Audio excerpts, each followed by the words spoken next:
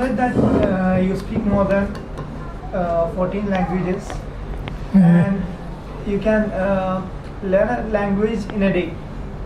I heard you stated we can easily learn a language a day.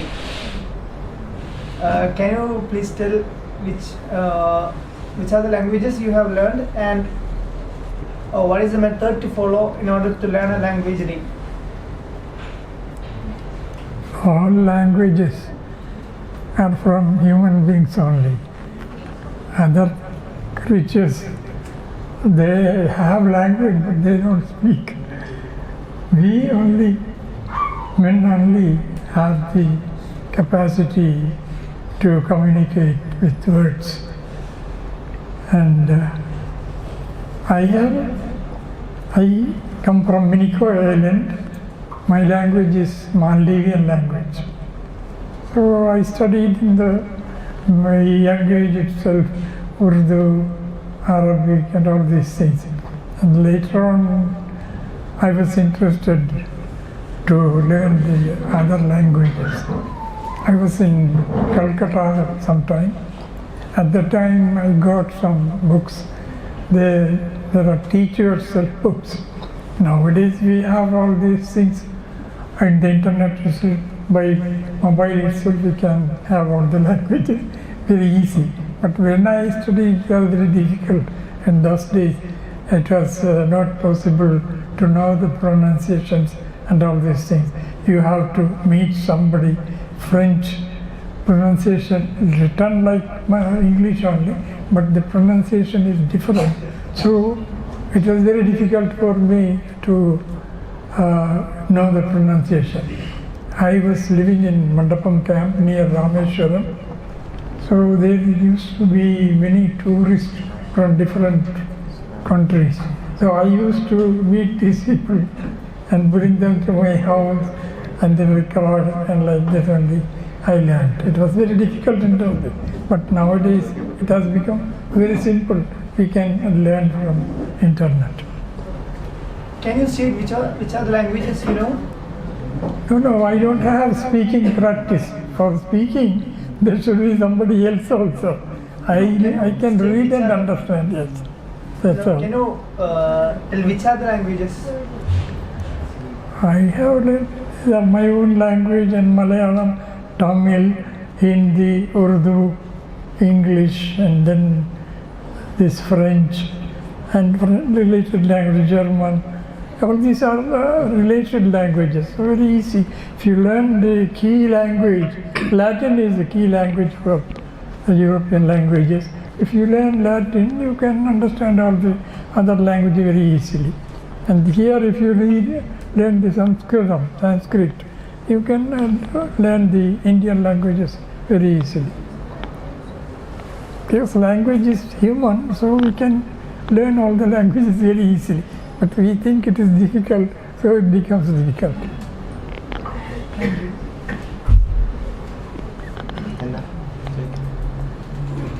വേറെ ചോദ്യം ചോദിച്ചോളി എന്തെങ്കിലും അവസരം പാഴാക്കണ്ട.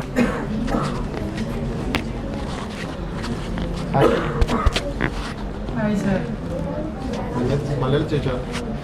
My name is Hashim Hassan, and I'm deeply honored to meet a visionary guy like you. You have mastered in so many fields without a formal education. And how is it possible to study in your own way in that time? Most important thing is the interest. You should have interest in things. Then only you should want to know what it is and all. Even today, if I get some insect or some plant which I don't know, I collect it and try to learn. So by that interest only you are learning. If you don't have interest, you don't want to know anything, you won't know anything. But if you want to know things, you will have interest and then you will learn.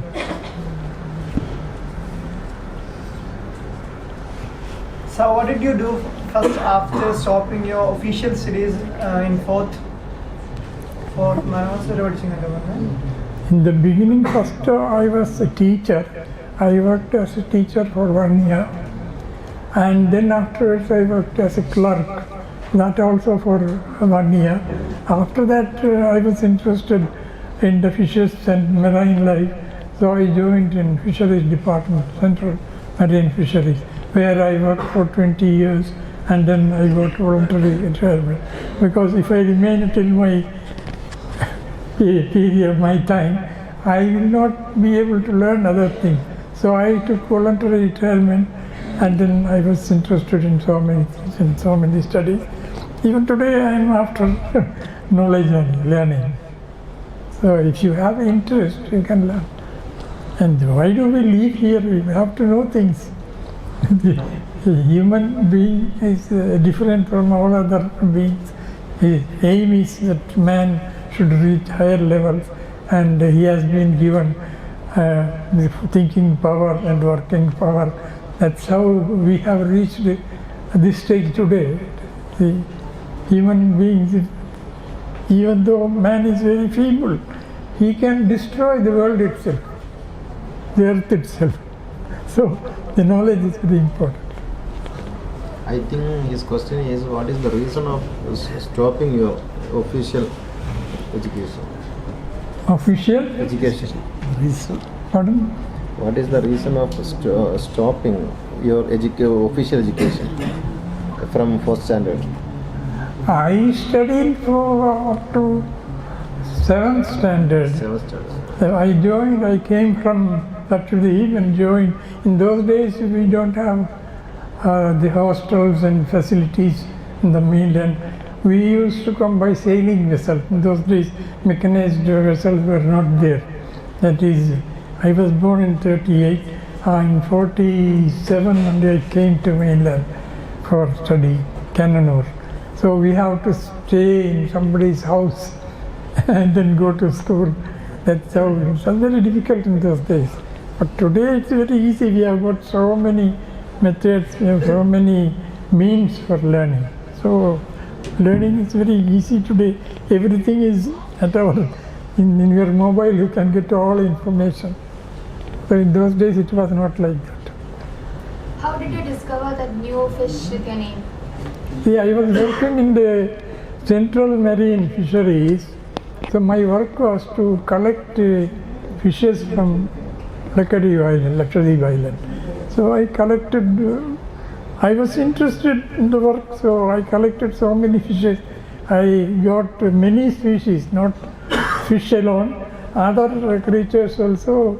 I have found some 5 or 6, but they are not in my name, but collector's name you will find, my name will be found there. So like that, if you have interest, you can also find out so many new things. So many things are there. Insects are there, plants are there. Even today there are so many which we do not know. So if you are interested, you can get a new species also. Any other question? നിങ്ങൾ ഇംഗ്ലീഷിൽ തന്നെ കൊടുക്കണ്ട, മലയാളത്തിൽ ചോദിക്കാം. പിന്നെ ഇംഗ്ലീഷിൽ ആദ്യം ചോദിച്ചുകൊണ്ട് ഇംഗ്ലീഷിൽ അങ്ങനെ പോകുന്നുള്ളൂ. Sir, how did you manage to build that ship without any metals? Pardon? This question is not clear. കപ്പലുണ്ടാക്കിയത് ഒരു മെറ്റലും ഇല്ലാതെ കപ്പലുണ്ടാക്കിയത് എങ്ങനെയാണ്? See, there was a person, Irish man named Tim Severin. He is no more. He passed away in 2022. So he was interested in Sindbad's voyage. Sindbad the sailor you would have read in Arabian Nights. So he made 7 voyages. That he wanted to follow that, and he wanted to make a boat just as Sindbad made his voyage. So he got information from different places and knew that it was made with plank and coir ropes. So he contacted Dr. Jones, who was fisheries director, who had written about boat building and so many things. So he came there to Dr. Jones, and Dr. Jones gave my name. That is how I came in the picture. So he asked me, I said, in Lakshadweep they are making this rope tied vessels, but in Minicoy it is not there. Minicoy people had started the other method of building long before. But the Lakshadweep people were building their boats till 1956. They were having those boats, big vessels, plank and rope tied together, and they used to travel. So I learned that technique and I went there, and in Oman, in Sur, we made a big vessel for him, Tim Severin. It was 80 feet long, and they traveled in that. Tim Severin and his people traveled from Oman to China. Then that was brought back by Oman Navy, and now it is kept in Muscat in front of Sultan's Qaboos palace. Now that is the story. How long did it take to build that ship? That took 1 year. We took people from Minicoy, 10 people, from Lakshadweep 10 people, and from Bepur 10. 30 persons went there and did the work, and that work was finished in 1 year. It will take more than 1 year, but something happened that made the work fast. That is, the Kerala people and the island people, they had some this competition. They said that we will not do the carpentry work. This Bepur and this Minicoy people have to do the plank work, that cutting and joining and all this. This stitching work, tying work only we will do.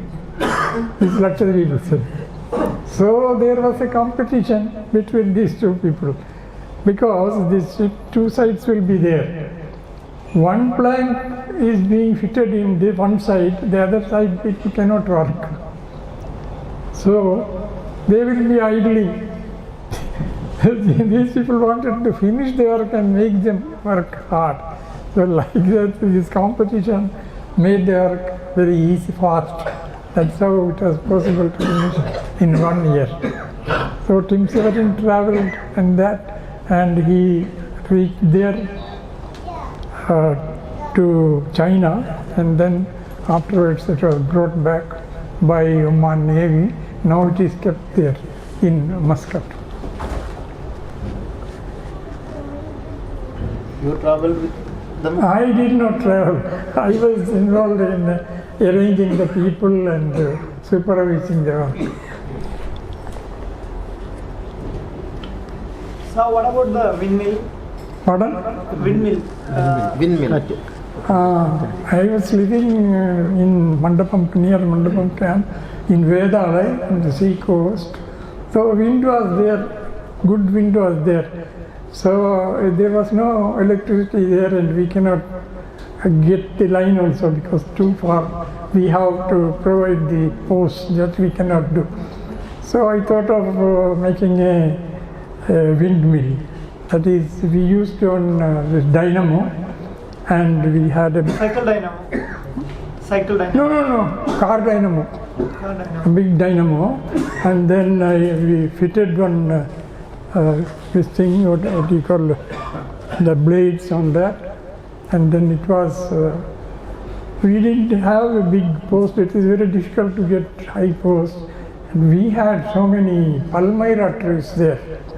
So we palmyra trees. You know palmyra tree? No, I didn't. Like coconut tree, there is palmyra tree in Tamil Nadu. Pana. You know. Yeah.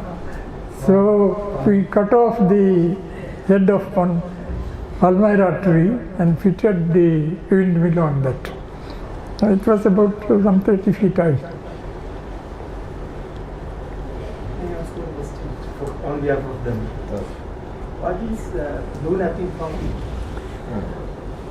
Yes, there we had. I purchased some land. I wanted to try the Tamil Nadu, desert area, that place. Trees were not growing, only thorn trees were growing there. I wanted to see whether other trees can grow there. So I purchased land of about 10 acres, and then I tried to see what is happening. I did not do any other thing, but I made enclosure so that these cattle cannot come. Otherwise, these people were bringing so many sheep and goats and cows and all and grazing. So I stopped this grazing, and then I found that the trees have started growing by itself. Birds bring the seeds, and the seeds will fall down. When rain comes, it will sprout, and so many trees. So that is how I found out that land can become good by itself if you protect. Nothing from. Is it possible everywhere? Everywhere it can be possible, because that area was not having much of rain. We made some ponds. When it rains, water will get filled in that, and that water will remain for another rain, till another rain.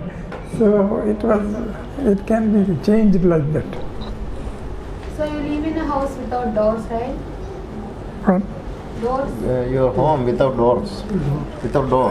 there were not many people, and thieves also were not there, so we need not close the door.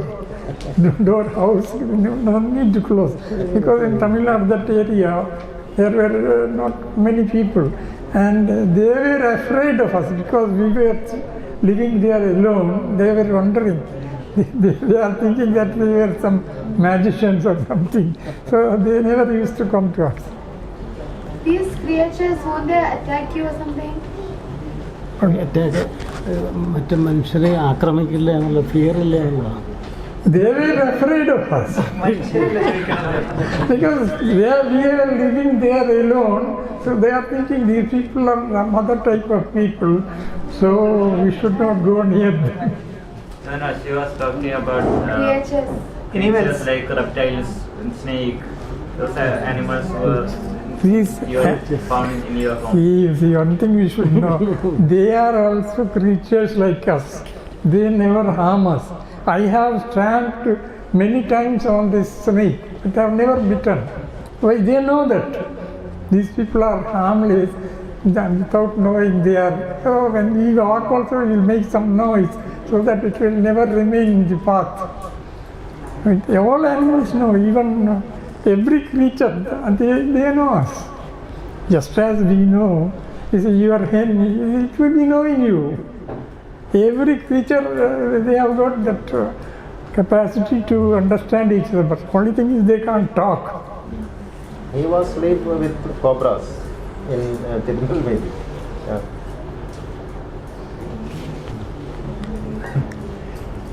വേറെ ചോദ്യം? മലയാളത്തിൽ ചോദിക്കുക, ആരും മലയാളത്തിൽ ചോദിക്കാത്തോണ്ടാ മുമ്പ് മലയാളം. മലയാളത്തിൽ, തമിഴിൽ, ഉറുദുവിൽ, ഹിന്ദിയിലൊക്കെ ചോദിക്കാം. He visited your home. പറഞ്ഞോളി, എന്തെങ്കിലും ചോദിച്ചോളി, സമയം പോക്കുണ്ട്.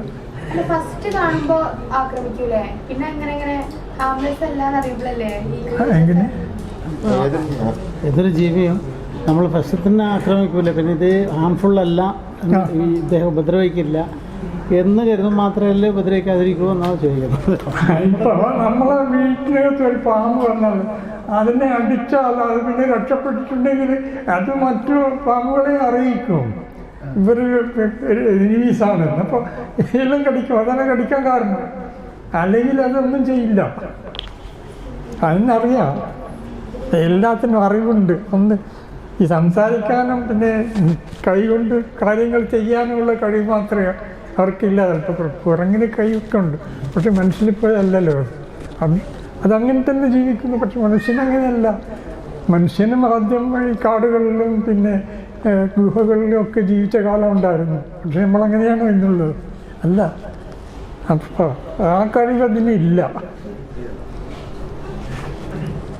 അള്ളാഹു മനുഷ്യർക്ക് മാത്രമാണ് ഈ കഴിവ് കൊടുത്തിട്ടുള്ളത്.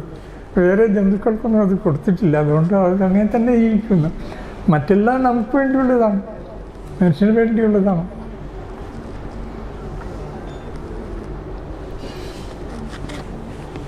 പിന്നെന്താ ചോദ്യം?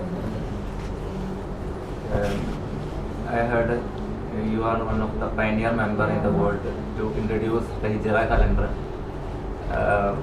Can you explain? Hijra calendar is a lunar calendar, but what happens is this Rasulullah sallallahu alaihi wasallam said, "Sumu liruyatihi, sumu liruyatihi." So people have misunderstood that, and they think that Hilal has to be seen the next day only is the first. When is Hilal seen? At the night. First day. First day after sunset. Yeah. The first day is gone. So how it is correct? It is not correct. I think that according to the Hilal calendar, the day starts when the moon is. Day is with sun. Day is with sun. With sun. The sun is not there The with cycle night. starts from the sun itself. So when the sun comes, day begins. Day is not beginning at sunset. It's a wrong concept. Oh. പിന്നെ എന്താണ് ചോദ്യം? ഈ വിൻഡ്മില്ലൊക്കെ ഉണ്ടാക്കാൻ എങ്ങനെയാ പഠിച്ചപ്പം? വിൻഡ്മില്ലൊക്കെ ഉണ്ടാക്കാൻ എങ്ങനെയാണ് പഠിച്ചത്? Windmill that we learned, I have learned from books also. So it's very easy. We know that when this how this current is made. When two things are moving, the electrons get disturbed. And here, the dynamo we are using copper and iron. The disturbance of this makes the current. That's how it is. മൂപ്പര് last ഈ tsunami വന്നില്ലേ, സുനാമിയുടെ സമയത്ത് മൂപ്പര് ഒരു helicopter ഉണ്ടാക്കാനുള്ള ശ്രമത്തിലായിരുന്നു. അതുണ്ടാക്കിക്കൊണ്ട് ഏതാണ്ട് പകുതിയോളായിരുന്നു തോന്നുന്നു അല്ലേ? ഹെലികോപ്റ്റർ ഉണ്ടാക്കാനുള്ള ഒരു ട്രൈ. പലതും ഉണ്ടായിരുന്നു. അപ്പോഴേ മുസാമല വിളിച്ചു. അങ്ങനെ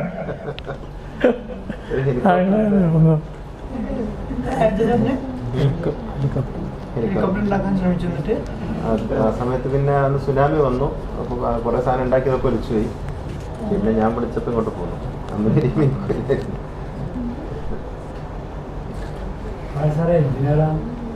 ഒന്നുമല്ല, മുതിർന്നവർക്ക് ചോദിക്കാനുള്ള അവസരമില്ല. അല്ലല്ല എഞ്ചിനീയർ. ഈ ഭാഷകൾ നമ്മൾ നോക്കിയാൽ നമുക്ക് കുറേ സിമിലാരിറ്റീസ് കാണാം. ഒരുപോലെയുള്ള വാക്കുകൾ കുറേ ഇതിലുണ്ടാവും.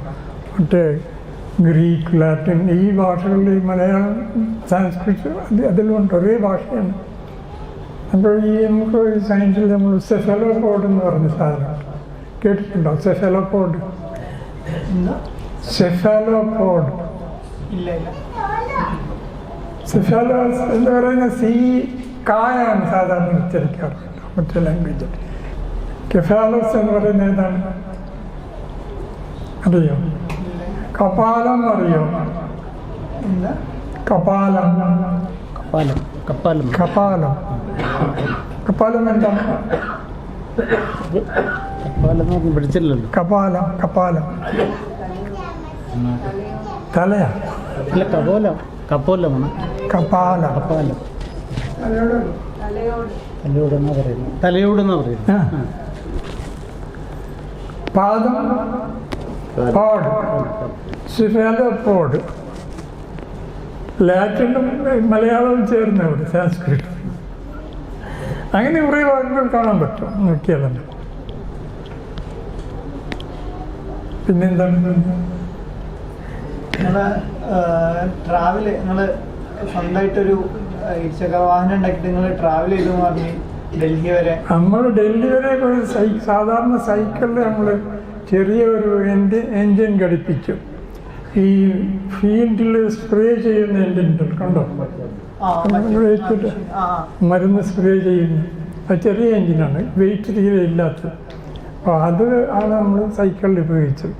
റോളർ ഡ്രൈവാണ് നമ്മൾ ഉപയോഗിച്ചത്. റോളർ ഡ്രൈവ് ഇപ്പം ചക്രം ചുറ്റുമ്പോൾ ഡൈനമോ ചുറ്റുന്നുണ്ടല്ലോ, അതേമാതിരി ഇത് ചുറ്റുമ്പോൾ വീല് ചുറ്റും. ആ പ്രിൻസിപ്പിൾ ഉപയോഗിച്ച് ചെയിനൊന്നും ഇല്ലാതെ അത് ഉപയോഗിച്ച് അത് എത്ര വയബിളാണെന്ന് നോക്കാൻ വേണ്ടിയാണ് നമ്മൾ യാത്ര നടത്തിയത്. അതിപ്പോൾ ഇവിടെ എങ്ങനെ ചുറ്റുന്നതിനേക്കാളും നല്ലത് നീണ്ട ഒരു യാത്ര ചെയ്താൽ നമുക്ക് എക്സ്പീരിയൻസ് ഉണ്ടാവും എന്ന് വെച്ചിട്ടാണ് നമ്മൾ ഡൽഹിയിലേക്കുള്ള ആദ്യം നമ്മുടെ മക്ക വരെ പോകാനുള്ള പ്ലാനായിരുന്നു ഉണ്ടായിരുന്നത്. പക്ഷേ ഈ കൺട്രീസൊന്നും അന്ന് ഇളവ് ചെയ്യുന്നുണ്ടായിരുന്നില്ല, പാകിസ്ഥാൻ പോലെ കൺട്രീസ്. അപ്പോൾ അത് വലിയ പ്രയാസകരമായ ഒരു കാര്യമാണ്. അതുകൊണ്ട് നമ്മൾ ഡൽഹി വരെ പോകാൻ ചെയ്തിട്ട് ഞാനും മകനും രണ്ടുപേരും കൂടി യാത്ര ചെയ്തു. മകന്റെ പ്രായം അപ്പോൾ മകന് 15 വയസ്സുണ്ടാവും. ആ യാത്രയിലുള്ളൊരു വലിയ കാര്യം, മൂപ്പൊരു റൂം എടുത്തിട്ടില്ല. എവിടെയാണോ മരം കാണുന്നത് അവിടെ കിടക്കും. തുടങ്ങിയിട്ട് പിറ്റേന്ന് രാവിലെ എഴുന്നേറ്റ് അവിടെ യാത്ര. റൂം എടുക്കാനൊക്കെ പൈസ വേണ്ട കുറേ. ഇതിപ്പോൾ ഒരു ചിലവില്ല നമുക്ക്, ഭക്ഷണത്തിൻ്റെ ചിലവ് മാത്രമേ ഉള്ളൂ. സൈക്കിളാണെങ്കിൽ പെട്രോൾ ഒഴിച്ചിട്ട് ഓടുന്നതാണ്. അന്ന് പെട്രോളിന് വില കുറവാണ്, ഇന്നത്തെ മാതിരിയല്ല.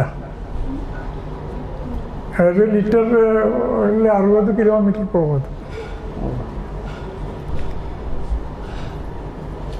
അപ്പോൾ ഞങ്ങളിപ്പോൾ നിങ്ങളോട് നിങ്ങളെ ഫേസ് ചെയ്തിട്ടുള്ള പ്രശ്നങ്ങൾ ട്രാവൽ ചെയ്യുന്ന സമയത്തും അങ്ങനെ പ്രശ്നങ്ങൾ നമുക്കുണ്ടായിട്ടില്ല. നമ്മളെ അവർ വേറെ ആളുകളായിട്ട് മനസ്സിലാക്കിയിട്ടില്ല. അവർ വിചാരിക്കുന്ന അവരുള്ള ആളുകൾ തന്നെയാണല്ലോ. കാരണം എൻ്റെ ദിവസം ഇങ്ങനെ ആയിരുന്നില്ല, സാധാരണ ഒരു ലുങ്കിയും ഒരു ഇതും. അപ്പോൾ അവിടെയുള്ള ആളാണെന്നാണ് അവർ വിചാരിക്കുന്നത്. നമ്മൾ പിന്നെ അവർ ഭാഷയും സംസാരിച്ചത് കൊണ്ട് അവർക്ക് ഇവർ വേറെ ആളാണെന്ന് തോന്നിയിട്ടില്ല. ഭയങ്കര മെസ്സേജാണ് അത് കേട്ടോ, ഭയങ്കര മെസ്സേജാണ് ഇപ്പോൾ പറഞ്ഞത്. എപ്പോഴാണ് പ്രശ്നം ഉണ്ടാവുക എന്നുള്ളതിൻ്റെ കോഴ്സാണ് ഇപ്പോൾ പറഞ്ഞത്. നമ്മൾ ഒരു കൂട്ടത്തിൽ പെട്ടതല്ല എന്ന് തോന്നുന്ന സമയത്താണ് പ്രശ്നങ്ങൾ ആരംഭിക്കുക. ഭയങ്കര മെസ്സേജാണ്. നമുക്ക് അത് വെച്ചിട്ട് വലിയ തിയറികൾ ഉണ്ടാക്കാം. അപ്പോൾ നമ്മൾ ചില ഗ്രാമങ്ങളിൽ പോയ സമയത്ത് അവിടെ വളരെ പഴയ ആചാരങ്ങൾ കാണാൻ സാധിച്ചു. അവർ പിന്നെ നമ്മൾ വെള്ളം ചോദിച്ചപ്പോൾ അവർ വെള്ളം കയ്യിലുള്ളത് നമ്മളെ അടുത്തത് വാങ്ങാൻ തയ്യാറില്ല. അവർ പറയുന്ന പാത്രം അവിടെ വെക്കി എന്നിട്ട് ആരും ഒഴിച്ചു ഇങ്ങനെ എടുത്തൊഴി. അങ്ങനെയുള്ള സംഭവങ്ങൾ നമ്മൾ കണ്ടിട്ടുണ്ട്. ഇപ്പോൾ കുറേയൊക്കെ മാറിയിട്ടുണ്ടാവും. ഇപ്പോൾ കേരളവും തമിഴ്നാടും വിട്ടു കഴിഞ്ഞാൽ പിന്നെ വളരെ പിന്നെ തീരെ പിന്നെ പരിഷ്കാരം ഇല്ലാത്ത, വിദ്യാഭ്യാസം ഇല്ലാത്ത ആളുകളാണ്. ഇപ്പം പിന്നെ കുറേ ആയിട്ടുണ്ടോ, അത് പിന്നെ കുറേ മുമ്പാണല്ലോ. ഇപ്പം കുറേ ചേഞ്ച് ആയിട്ടുണ്ടാവും. നിങ്ങൾക്ക് ട്രാവൽ ചെയ്തതിൽ ഏറ്റവും ഇഷ്ടപ്പെട്ട കൾച്ചർ അത് എവിടുത്തെ ആൾക്കാരെന്നാ? എങ്ങനെ ഏറ്റവും ഇഷ്ടപ്പെട്ട നിങ്ങളുടെ യാത്രക്കിടയിൽ ഏറ്റവും ഇഷ്ടപ്പെട്ട ഒരു കൾച്ചർ എവിടെയാണ് കണ്ടത്? എല്ലാവരും ഏതാണ്ട് ഒരുപോലെ തന്നെയാണ്. പക്ഷെ കേരളവും തമിഴ്നാടും കഴിഞ്ഞാൽ പിന്നെ വളരെ ബാക്ക്വേർഡാണ്. ഇപ്പോൾ കുറേ മാറിയിട്ടുണ്ടാവും, കുറേ ആയല്ലോ.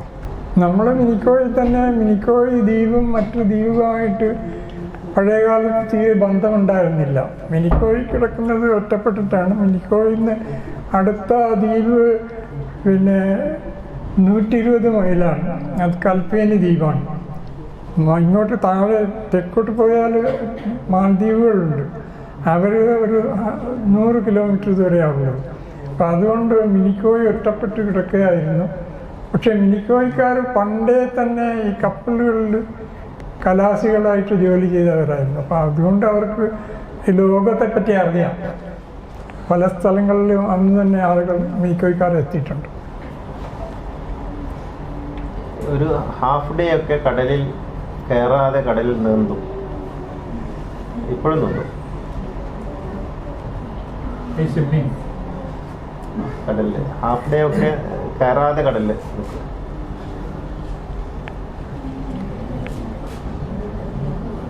അങ്ങനെയുള്ള ഒരു നീന്തലിനിടയിലാണ് ആ മത്സ്യത്തെ കണ്ടുപിടിച്ചത്.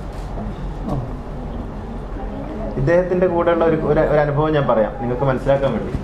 കണ്ണൂരിൽ എൻ്റെ വീട്ടിൽ കണ്ണൂരിൽ എൻ്റെ വീട്ടില് സ്ഥലത്തൊക്കെ വരുമായിരുന്നു, യാത്ര ചെയ്യുന്ന കാലത്തൊക്കെ വരുമായിരുന്നു. ഒരു പഴയ ഫിയറ്റ് കാറുള്ള സമയത്ത് ഒരു ദിവസം വന്നിട്ട് അവിടെ താമസിച്ചു. പിറ്റേന്ന് രാവിലെ ഞാൻ അദ്ദേഹം കൂടി ഇങ്ങനെ നടന്നു പോകുമ്പോൾ ഈ ചെമ്മൺ പാതയാണ്, അപ്പൊ പൊടി നിറഞ്ഞ പ്രദേശമാണ്. ഇങ്ങനെ നടന്നു പോകുമ്പോൾ ഒരു ഷെല്ല് ഇങ്ങനെ കുറച്ച് പുറത്തായിട്ട് ബാക്കിയൊക്കെ പൊടിയുടെ അകത്തായിട്ട് ഇങ്ങനെ കിടക്കുന്നുണ്ട്. അപ്പൊ അദ്ദേഹം പറഞ്ഞത് ഒരു ഷെല്ല് കണ്ടത് എടുക്കാൻ പറഞ്ഞു. അത് നോക്കുമ്പോൾ അത് ഞണ്ടിന്റെ ഷെല്ലാണ്. അതെടുത്ത് ഇങ്ങനെ അതിന്റെ പൊടിയൊക്കെ പൊതി പുറത്തിട്ട് അദ്ദേഹം പറഞ്ഞു, ഇത് ഇന്ത്യൻ ഷെല്ലല്ല, ഇന്ത്യൻ ഞണ്ടല്ല, ഇത് മറ്റേതോ നാട്ടിൽ, ഇതെങ്ങനെ ഈ ഷെല്ല് ഇവിടെ വന്നു, ഇത് കണ്ടുപിടിക്കണം. പിന്നെ ഞങ്ങൾ നടത്തണം തന്നു, ഇത് കണ്ടുപിടിക്കണം എന്ന് പറഞ്ഞു.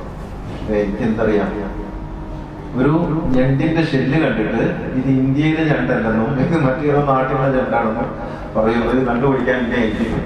ഇന്ത്യയുടെ ഒരു പ്രശ്നം എന്ന് പറഞ്ഞാൽ ഒരു കാര്യം നമ്മൾ ഏൽപ്പിച്ചാൽ അത് നമ്മൾ കണ്ടെത്തുന്നത് വരെ നമ്മളെ ഫോളോ ചെയ്തുകൊണ്ടിരിക്കും. ഇത് ഭയങ്കര ഒരു തലവേദനയായിട്ട് എനിക്ക് മാറി. ഞണ്ടിനെ കണ്ടെത്തിയോ എന്ന് ചോദിച്ചുകൊണ്ടിരിക്കും. ഇതങ്ങനെ എനിക്കിത് ബാധ്യതയായി തോന്നുന്നു. ഇങ്ങനെ ഞാനിത് വീട്ടിൽ അവതരിപ്പിച്ചു, എൻ്റെ മക്കളോട് പറഞ്ഞു, ഇങ്ങനെ പഠിപ്പാൻ ഉസ്താദ് എന്നെ ഇങ്ങനെ ബുദ്ധിമുട്ടിക്കുന്നുണ്ട് ഇത്. അപ്പൊ എൻ്റെ മോൻ പറഞ്ഞു, അതില്ലേ നമ്മുടെ തൊട്ട് താഴത്തെ വീടിന്റെ പേര് പറഞ്ഞിട്ടുണ്ട്, മോൻ്റെ ഉപ്പ ഗൾഫിൽ നിന്ന് വരുമ്പോ കുറെ ഞണ്ടിന്റെ തോട് കൊണ്ടുവന്നിട്ടുണ്ട്, അതായിരിക്കാം. ഞാൻ പറഞ്ഞു, നീ കൂട്ടം പോയി ചോദിക്കുന്നു. ഓൻ പോയി ചോദിച്ചപ്പോ ശരിയാണ്, ഇത് ഗൾഫിൽ നിന്ന് കൊണ്ടുവന്ന ഞണ്ടിന്റെ ഷെല്ലാണ്. നിങ്ങൾ ആലോചിച്ച് നോക്കിയേ, ഒരു ഞണ്ടിന്റെ ഷെല്ല് കണ്ടിട്ട് ഇത് ഈ നാട്ടിലുള്ളതല്ലെന്നും ഇത് മറ്റേതോ രാജ്യത്തുള്ളതാണെന്നും കണ്ടെത്തുന്ന ഒരു മനുഷ്യൻ. നിങ്ങളെങ്ങാനും മൂപ്പരുടെ കൂടെ ഒരു അരമണിക്കൂർ റോഡിലൂടെ സഞ്ചരിച്ചെങ്കിൽ, വഴിയിലൂടെ സഞ്ചരിച്ചാൽ അതിന്റെ രണ്ട് ഭാഗത്തും നിൽക്കുന്ന സകല ചെടിയുടെയും സയന്റിഫിക് നെയിംസ് പറഞ്ഞിട്ട് അടുത്ത അരമണിക്കൂർ എന്റെ ചോദിച്ചു അതിന്റെ പേരുണ്ടായിരുന്നു. ഞാൻ കഴിഞ്ഞ വർഷം ഞാനും അദ്ദേഹം കൂടി തിരുനെൽവേലിയിൽ ഇവിടുന്ന് ഡ്രൈവ് ചെയ്തിട്ട് പോയി. വെറുതെ ഡ്രൈവ് ചെയ്യാൻ ഒരു മോഹമുണ്ട്. വെറുതെ വണ്ടി എടുത്ത് തിരുവനന്തപുരം വഴി തിരുനെൽവേലിയിൽ പോയി. ഇങ്ങനെ പോകുന്ന വഴിക്കൊക്കെ വണ്ടി നിർത്തും, ചായ കുടിക്കാനോ വെള്ളം കുടിക്കാനോ നിർത്തും. അതിന്റെ ചുറ്റുഭാഗത്തുള്ള സകല ചെടികളും കാണിച്ചിട്ട് പറയും, ഇത് എന്തൊക്കെ പേരുകളാണോ, എന്തൊക്കെയോ പേരുകൾ പറയും. എന്നിട്ട് അതിന്റെ ആദ്യത്തെ ഭാഗം സൂചിപ്പിക്കുന്ന ഇതാണ്, അതിന്റെ മിഡിൽ ഭാഗം സൂചിപ്പിക്കുന്ന ഇതാണ്, അതിന്റെ ലാസ്റ്റ് ഭാഗം സൂചിപ്പിക്കുന്ന ഇതാണെന്നൊക്കെ പറയും. എന്നിട്ട് നമ്മൾ അടുത്ത വണ്ടി നിർത്തിയിട്ട് പറയുമ്പോൾ ഇതാണ് ഞാൻ നേരത്തെ കാണിച്ചത് ചെടിയായിരുന്നല്ലോ, ഇതിന്റെ പേരെന്താണെന്ന് ചോദിക്കും. ഇങ്ങനെ ഒരു 100 കൂട്ടം ചെടികളുടെ പേരാ യാത്രയിൽ പറഞ്ഞത്. യഥാർത്ഥത്തിൽ ഞാനിതൊക്കെ പറയുന്നത് നമുക്ക് മുന്നിൽ ജീവിക്കുന്ന ഇങ്ങനെയുള്ള പ്രതിഭകളെ കാണാനും ആശയവിനിമയം നടത്താനും ഒക്കെ സാധിക്കുന്ന വലിയ ഭാഗ്യമാണ്. നമുക്ക് ഒരുപക്ഷെ ഇപ്പോഴതിന്റെ വരണം. ഇങ്ങനെ എല്ലാത്തിനെ കുറിച്ചും എന്തിനെ കുറിച്ചാണ് ചോദിക്കുന്നത് അതേക്കുറിച്ചൊക്കെ ആധികാരികമായി പറയാൻ കഴിയുന്ന ഒരു മനുഷ്യൻ. ആകാശത്തിൽ ഇപ്പൊ നിങ്ങൾ ഈ സംസാരത്തിൽ ശ്രദ്ധിച്ചപ്പോൾ നമുക്കറിയാവുന്ന മട്ടിൽ നമുക്കത് പറയുന്നത് അങ്ങനെയാണ് പറയുന്നത്. അദ്ദേഹം സൗദി അറേബ്യയിൽ പോയിട്ട് അവിടുത്തെ പാരീസിൽ പോയ ഒരു സംഭവം ഉണ്ട്. അപ്പൊ അദ്ദേഹം എന്നോട് സംസാരിക്കുന്നത് എങ്ങനെയാണെന്ന് അറിയാം, നമ്മുടെ ഫാദിരാജാവില്ലേ അറിയില്ല എന്നാണ്. നമുക്കെന്താ ഫാദിരാജാവ്. അപ്പൊ അങ്ങനെ സംസാരിക്കും. നമ്മുടെ ഖാലിദ് ഖാലിദ് അവിടുത്തെ ഹെഡ് ഓഫ് ദി ഡിപ്പാർട്ട്മെന്റ് ആണ് സൗദി അറേബ്യയിലെ. പിന്നെ അപ്പൊ ഇങ്ങനെ നമുക്കൊക്കെ അറിയില്ലേ, ഇപ്പം വിൻമില്ലിനെ കുറിച്ച് ചോദിച്ചപ്പോ പറഞ്ഞില്ലേ എല്ലാവർക്കും സാധിക്കും, സൈക്കിളിനെ കുറിച്ച് ചോദിച്ചപ്പോൾ അതെല്ലാവർക്കും സാധിക്കും. ഇങ്ങനെ എന്ന് വെച്ചാൽ അത്ര അങ്ങനെ സിമ്പിളായി പറയുന്നു. പക്ഷേ അത് ഒരു പാറ്റന്റിലുണ്ട്. ഈ മത്സ്യത്തിന്റെ പേര് തന്നെ അദ്ദേഹം ഇതെല്ലാം ഒരുപാട് മത്സ്യങ്ങളെ കണ്ടെത്തിയിട്ടുണ്ട്. പക്ഷെ അതൊക്കെ പലരുടെയും പേരിൽ പാറ്റന്റ് ചെയ്യപ്പെട്ടു ഒരു ഓഫീസിൽ കൊണ്ടു കൊടുക്കും. അപ്പോൾ ഇത് തന്നെ കിട്ടിയത് എന്താണെന്ന് അദ്ദേഹത്തിന്റെ ബോസ് ഉണ്ട്, അദ്ദേഹത്തിന്റെ പേര് ജോൺസൺ. അദ്ദേഹം നിർബന്ധിച്ചിട്ടാണ് ഈ പേര് തന്നെ അബൂദഫ് മണിഖാനി എന്ന പേര് തന്നെ ആ മത്സ്യം പേറ്റന്റ് ചെയ്യപ്പെട്ടത്. അപ്പൊ ഇങ്ങനെ ഒരുപാട് സംഭവങ്ങൾ യഥാർത്ഥത്തിൽ ഒരു അത്ഭുത പ്രതിഭാസം എന്ന് പറയുന്നത്.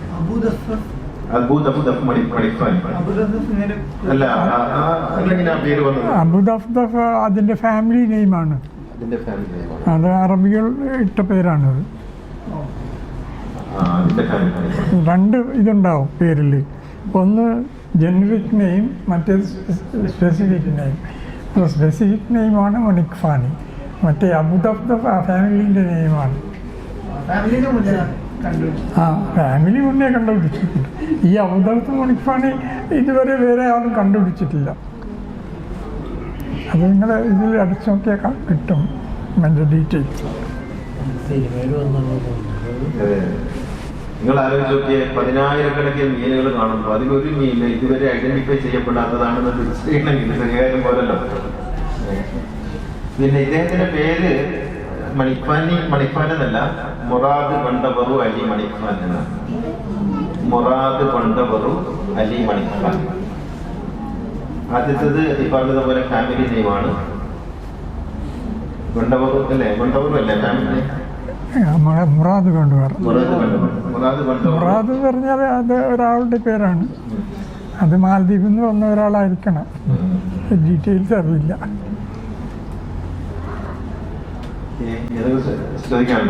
ചോദിക്കാനില്ലെങ്കിൽ എന്തായാലും വന്നിട്ട് ഒരു ഫോട്ടോ എടുത്ത് പോകാം.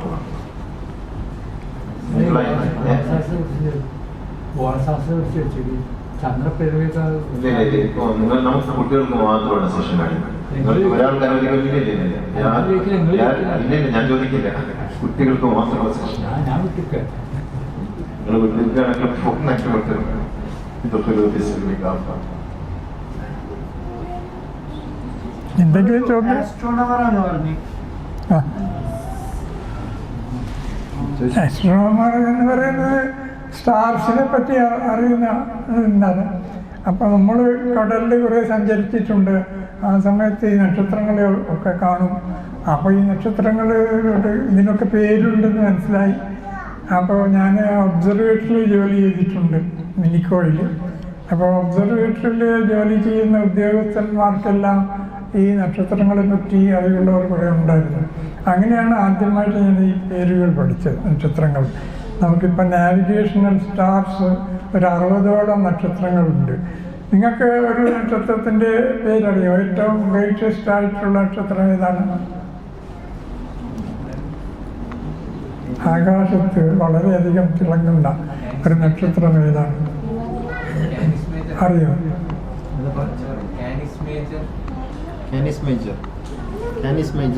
ആ, അതിൻ്റെ മറ്റേ പേരെന്താണ്? പേര് അതിൻ്റെ പേര് ഖുർആനിൽ വന്നിട്ടുണ്ട്. സിരിയസ് ഷിയോറ, റബ്ബു ഷിയോറ എന്ന് പറഞ്ഞ് വരുന്നുണ്ടല്ലോ. അതിന് സിരിയസ് എന്നാണ് അതിൻ്റെ പേര്. നിങ്ങൾ പറഞ്ഞ കാനിസ് മേജർ. പിന്നെ പോൾ സ്റ്റാർ ആ ഭാഗത്തുനിന്ന് മാറാത്തതിന്റെ കാരണം പറയാം. പോൾ സ്റ്റാറിൻ്റെ നേരെയാണ് ഇതിൻ്റെ ആക്സിസ് ഉള്ളത്, എർത്തിൻ്റെ. അതുകൊണ്ടാണ് അത് ഇങ്ങനെ കറങ്ങുന്നത് കൊണ്ടാണ് പോൾ സ്റ്റാർ തിരിയുന്നില്ല. മറ്റെല്ലാം ഉദിക്കുകയും അസ്തമിക്കുകയും ചെയ്യും. പക്ഷേ എർത്ത് ഇങ്ങനെ കറങ്ങണതിനൊപ്പം തന്നെ റെവല്യൂഷൻ ചെയ്യുന്നില്ല. അപ്പോൾ പോൾ സ്റ്റാറിന്റെ ഇത് അതിപ്പോൾ വളരെ ദൂരത്തല്ലേ കിടക്കുന്നത്. അതുകൊണ്ട് ഈ ഡിസ്റ്റൻസ് വലിയ ഡിസ്റ്റൻസ് അല്ല. എർത്തിൻ്റെ ഇതുണ്ടല്ലോ റൊട്ടേറ്റ്, അത് വലിയ ഡിസ്റ്റൻസ് അല്ല ഇതിനെ പറ്റി കമ്പയർ ചെയ്യുമ്പോൾ. അതുകൊണ്ട് അവിടെ തന്നെ നിൽക്കുന്നതായിട്ട് തോന്നുന്നു. ചെറിയ വ്യത്യാസം ഉണ്ടാവും. അത് നമ്മൾ അവിടെ ഇത് ചെയ്താൽ മനസ്സിലാക്കാൻ പറ്റും.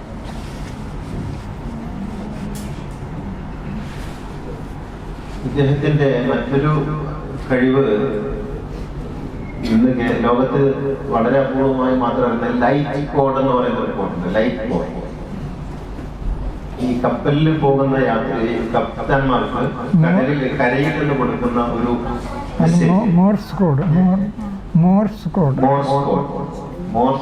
കോഡ്. അത് ഒരു ലൈറ്റ് അടിച്ചാൽ എ, 2 അടിച്ചാൽ ബി അല്ലേ? 2 അടിച്ചാൽ ഐ.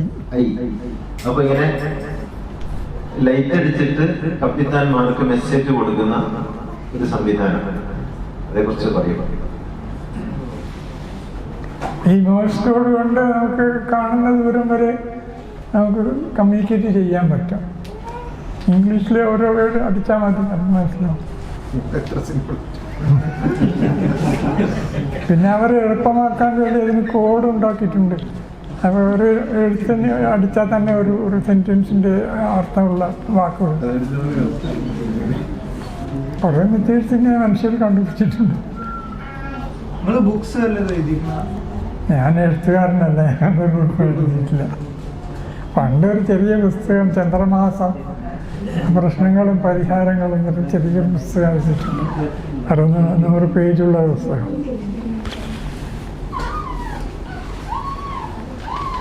മണിപ്പാൽ ഉസ്താദിന്റെ എല്ലാ ഇൻഫർമേഷൻസും അദ്ദേഹത്തെ കുറിച്ചുള്ളതും അദ്ദേഹം വ്യവഹരിച്ചതുമായ എല്ലാ മണ്ഡലങ്ങളെ കുറിച്ചുള്ള ഇൻഫർമേഷൻസും അശോക യൂണിവേഴ്സിറ്റി അവരുടെ ഒരു ആർക്കൈവിൽ സൂക്ഷിച്ചിട്ടുണ്ട്.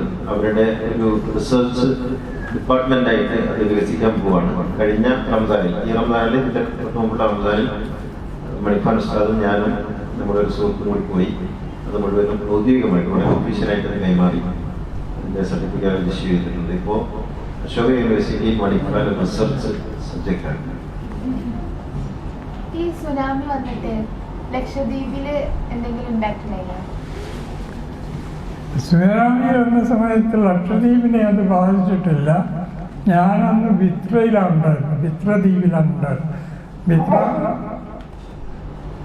ബിത്ര ദ്വീപ് എന്ന് പറഞ്ഞ ഒരു ചെറിയൊരു ദ്വീപുണ്ട്, കേട്ടിട്ടുണ്ടാവും. ലക്ഷദ്വീപ് എന്ന് പറയുന്ന ഒരു 10 ദ്വീപാണ്. ആകെ 36 ദ്വീപുകളുണ്ട്. പക്ഷേ ഈ 10 ദ്വീപിൽ മാത്രമാണ് ആളുള്ളത്. ബിത്ര എന്ന് പറയുന്ന ഒരു ചെറിയൊരു ദ്വീപാണ്. ഞാൻ അവിടെ പോയ സമയത്ത് 200ഓളം പേര് മാത്രമേ ഉള്ളൂ. ഇപ്പോൾ കുറച്ചധികം ഉണ്ടാവും. അപ്പോൾ അവിടെ ആയിരുന്നു ഞാൻ ഉണ്ടായിരുന്നത്. വലിയ മരങ്ങളൊക്കെ കടലിൽ പോകുന്നത് കണ്ടിട്ടുണ്ട്. ചിലത് വന്ന് അടിഞ്ഞിട്ടുണ്ടായിരുന്നു അവിടെ. ഇപ്പോൾ ഞാൻ ഈ ലക്ഷദ്വീപിൽ എല്ലാ ദ്വീപുകളിലും ഈ മറ്റേ ഇതുണ്ടല്ലോ കുളക്കോഴി അറിയോ? കുളക്കോഴി എന്ന് പറയുന്ന സാധനമാണ്, അറിയോ? അപ്പൊ കുളക്കോഴി എല്ലാ ദ്വീപുകളിലും ഉണ്ട്. ഞാൻ ചിന്തിക്കുകയാണ്, ഇതെങ്ങനെയാണ് ഈ കുളക്കോഴി ഇവിടെ എത്തിയത്? മനുഷ്യർ കൊണ്ടുപോകില്ല അതിനെ, പിന്നെ എങ്ങനെയാണ് അതിനെ ദൂരം പറക്കാനും പറ്റില്ല. ഈ കുളക്കോഴി എങ്ങനെയാണ് ദ്വീപുകളിൽ എത്തിയത് എന്ന് എനിക്ക് വലിയൊരു പ്രശ്നമായിരുന്നു. അങ്ങനെ ഒരു ദിവസം ഈ കാറ്റടിച്ച സമയത്ത് ഒരു വലിയ മരം വന്നു. അപ്പൊ ഇങ്ങനത്തെ മരങ്ങളിൽ ചിലപ്പോൾ അത് മുട്ടയിട്ടിട്ട് നിൽക്കും, അപ്പൊ അത് പറന്നു പോവില്ല. അപ്പൊ അത് വന്ന സമയത്ത് അവിടെ വന്നിട്ടുണ്ടാവണം, അല്ലാതെ എങ്ങനെയാണ് ഇത് അവിടെ എത്തുന്നത്?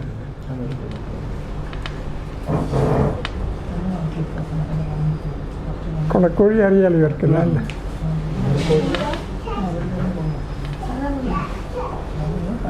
ലാസ്റ്റ് പറഞ്ഞതാണ് അദ്ദേഹത്തിന്റെ ഗവേഷണത്തിന്റെ വഴി എന്ന് പറയുന്നത്. അതങ്ങനെ പറഞ്ഞാണ്. അതായത് ദ്വീപിൽ പോയപ്പോൾ കുളക്കോഴിയെ കണ്ടു, കുളക്കോഴി എങ്ങനെ ഇവിടെ എത്തി എന്ന് ആലോചിച്ചു. പിന്നെ പറക്കാൻ കഴിയില്ല, മനുഷ്യന്മാരും അത് കൊണ്ടുപോയില്ല, എങ്ങനെ എത്തി? അപ്പോഴാണ് മരം വീഴുന്നത് കണ്ടത്. അപ്പൊ മരത്തിൽ കയറിയിട്ട് വന്നതായിരിക്കും മനസ്സിലായി. അതാണ് ഗവേഷണത്തിന്റെ രീതി.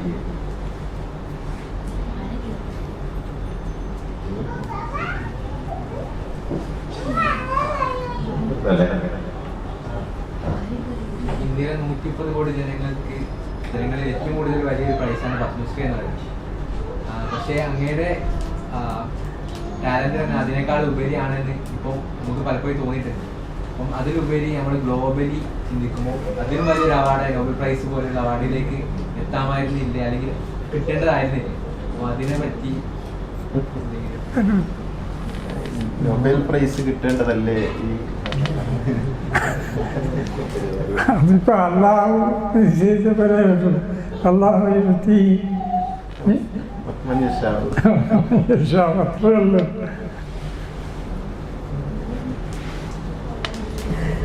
ഈ പത്മശ്രീ അവാർഡ് കിട്ടിയ സമയത്ത് ഞാൻ എൻ്റെ ഒരു സുഹൃത്തുണ്ട് അമീർ ആലുവ, ഞങ്ങൾ രണ്ടുപേരും കൂടി ഇദ്ദേഹത്തിൻ്റെ വീട്ടിൽ പോയി. പത്മശ്രീ കിട്ടിയ ആ വാർത്തകളെ വന്നുകൊണ്ടിരിക്കുന്ന സമയത്ത് ഞങ്ങൾ പോകുമ്പോൾ മൂപ്പര് 3-4 തക്കാളിപ്പട്ടി ഉണ്ടാക്കി എടുത്തിട്ട്, ഇവിടെ അന്ന് ഉളവണ്ണയിലാണ് താമസിക്കുന്നത്, 3-4 തക്കാളിപ്പട്ടി എടുത്തിട്ട് ഒരു കൂടുണ്ടാക്കുകയാണ് കോഴിക്കോട്. അങ്ങനെ പത്മശ്രീ കിട്ടിയാണ് കോഴിക്കോടുണ്ടാക്കുന്നത് കണ്ടുകൊണ്ടാണ് ഞങ്ങൾ അവിടെ കയറി ചെല്ലുന്നത്. കോഴി എന്താ കോഴി തന്നെ ഭാഗ്യം ചെയ്ത കോഴിയാണ്.